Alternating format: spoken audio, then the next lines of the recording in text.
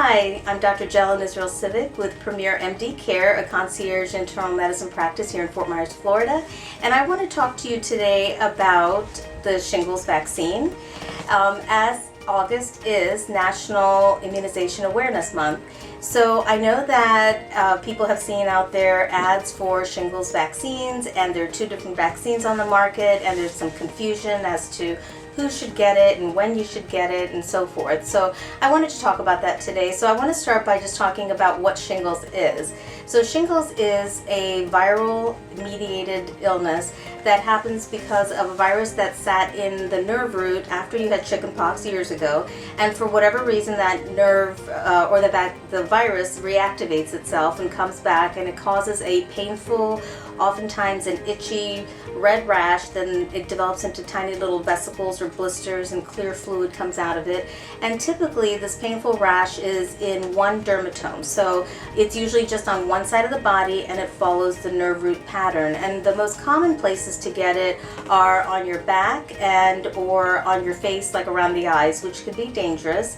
So shingles is, though it's not a life-threatening disease, it does cause a lot of pain and discomfort, and if you catch it soon enough, within the first 72 hours of the rash developing, you can get on an antiviral medication to help shorten the duration of the illness.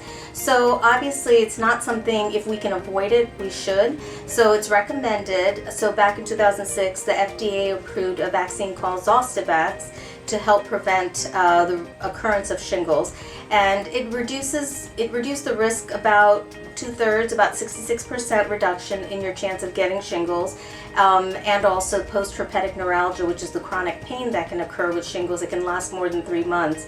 But now, as of last year, 2018, the FDA approved Shingrix, which is a 2-part vaccine, which reduces your risk by 95%. Chance of reducing your risk of getting shingles or post-herpetic neuralgia.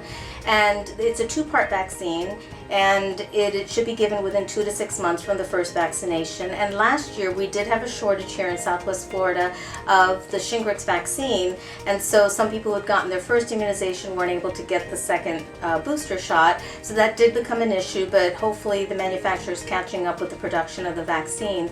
So the vaccinations are indicated for people that are 50 and older, and we think that the vaccine lasts for 5 to 6 years. But we're really not sure at this point, but that's what the manufacturer is telling us.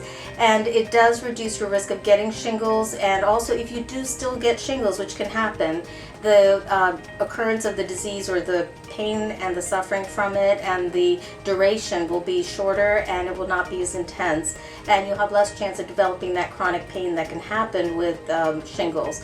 So if you have not had your vaccine yet, talk to your doctor about getting Shingrix.